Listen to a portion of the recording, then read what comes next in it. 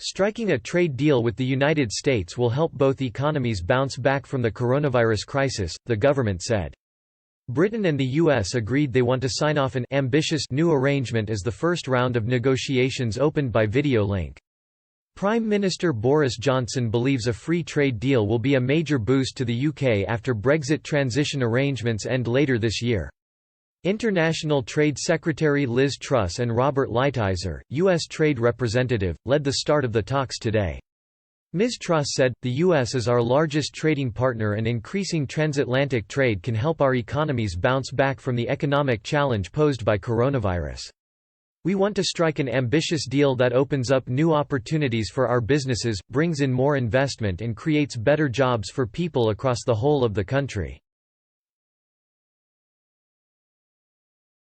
As the Prime Minister has said, the UK is a champion of free trade and this deal will make it even easier to do business with our friends across the pond. Detailed discussions will begin today as around 100 officials from each side thrash out new terms between the two nations over the next fortnight. Trade between the two countries is already worth £230 billion a year.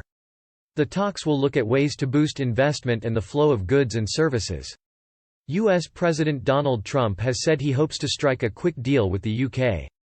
Further negotiating rounds will be held around every 6 weeks as both sides race to seize the opportunities unleashed once Britain is free of EU rules. The UK and US both committed to putting all the resources needed to allow progress to be made at a fast pace. Mr. Lighthizer said, under the leadership of President Trump, the United States will negotiate an ambitious and high-standard trade agreement with the UK that will strengthen our economies, support good-paying jobs and substantially improve opportunities for trade and investment between our two countries.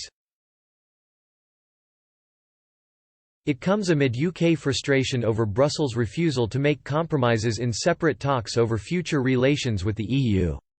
Foreign Secretary Dominic Raab said discussions with the bloc were making progress but warned the smart thing to do was to stick to the end-of-year timetable to end the uncertainty around what happens next.